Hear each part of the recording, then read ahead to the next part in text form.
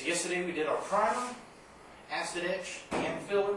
Now what we're going to do is lay down a fog coat so we can see where our high and low spots are and fix any imperfections we still have before we lay down any fillers.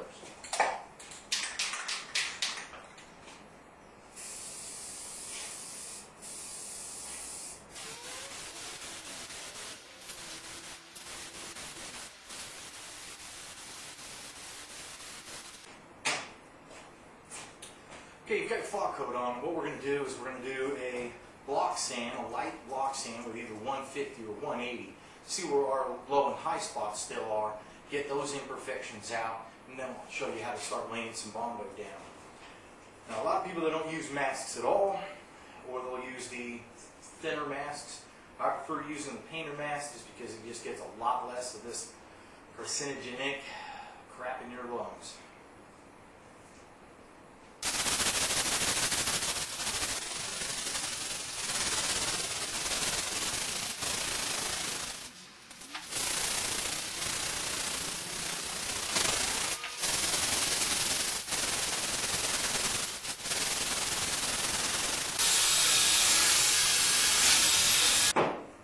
Okay, so you sand down with your 150, you can see your high and low spots. I'll show you what I mean.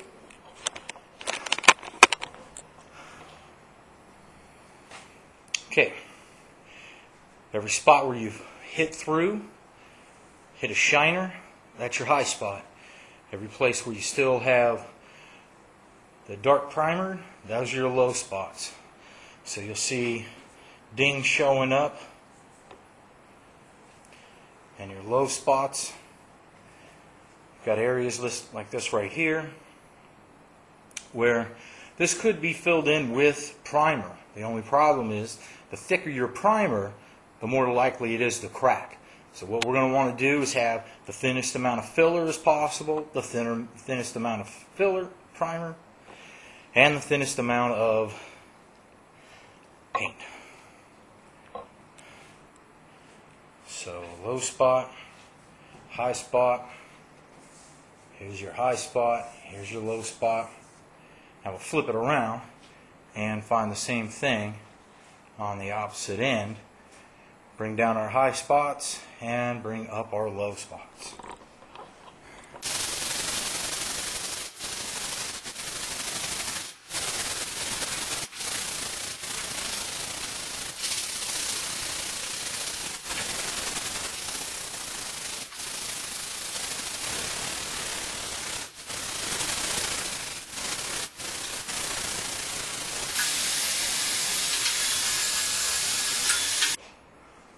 Okay, let me show you what the inside looks like.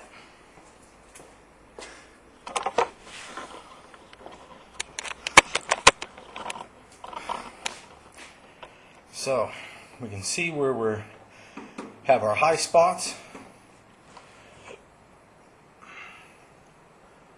High spots here, little high spot here, and a few high spots here.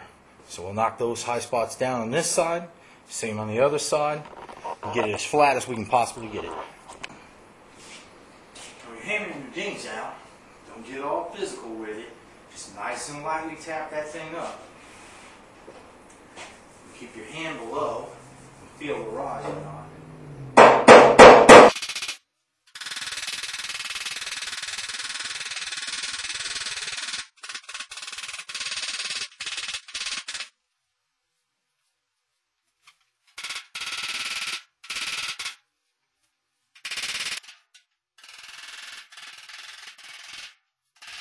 Okay, spray another dot coat in our problem areas and double check our work.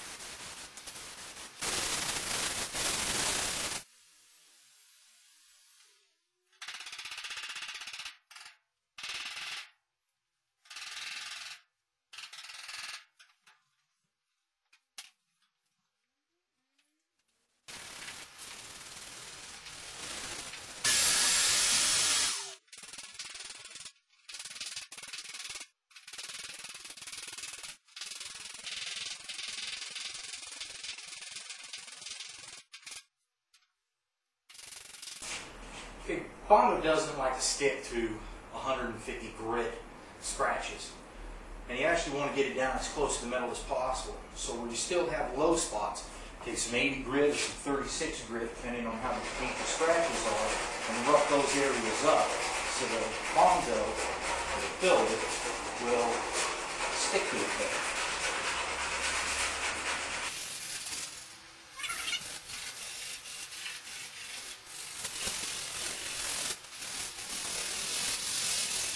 Okay, so where you've roughed it up at, if you have scratches that go over in the flatter areas, that can sometimes phantom up on you. So what will happen is you'll have a deep scratch, and as the paint and the primer start to dry, the phantom scratches will come up and haunt you later.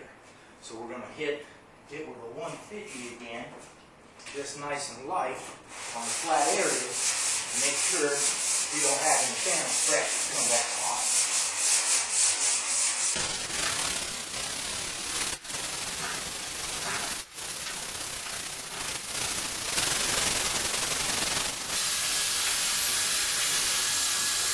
Okay, the Bondo I like to use is this stuff right here. It's expensive, it's 40, 50 bucks a gallon.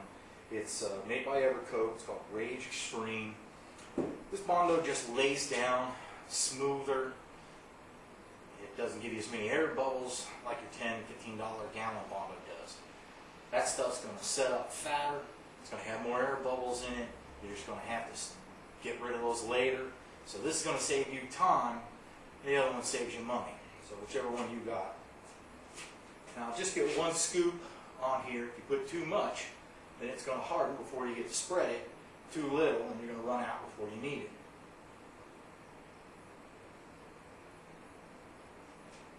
I usually put on about this much of the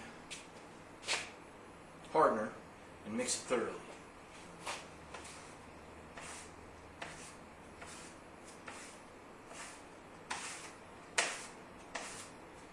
That's generally your best way to do it.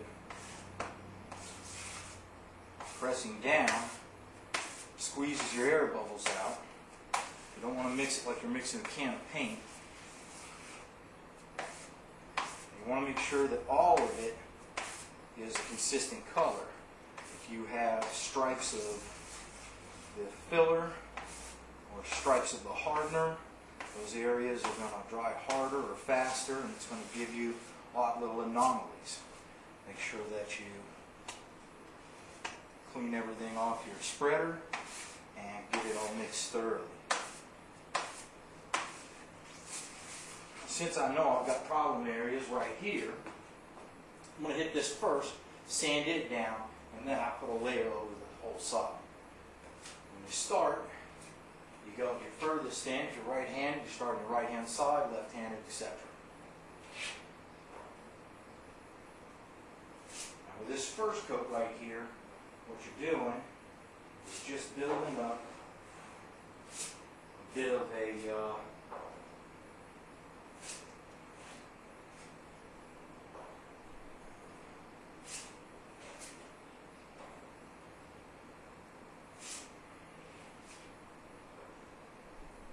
so you get this built up, and then that's going to be your template. What you're going to do is overlap by about 50% or so. And that'll give you a more consistent, even spread of your filler.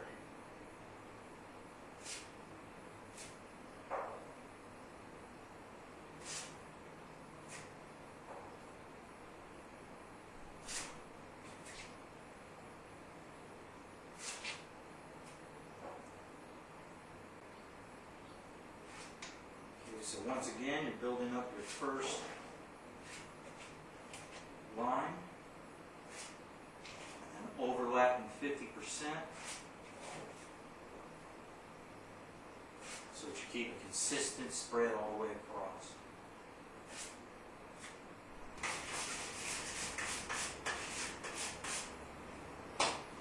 Make sure you clean your Bondo board. Any remnants of the slag hanging over are just going to dig lines when you're trying to spread it out later. So clean your board well, so you can use it next time.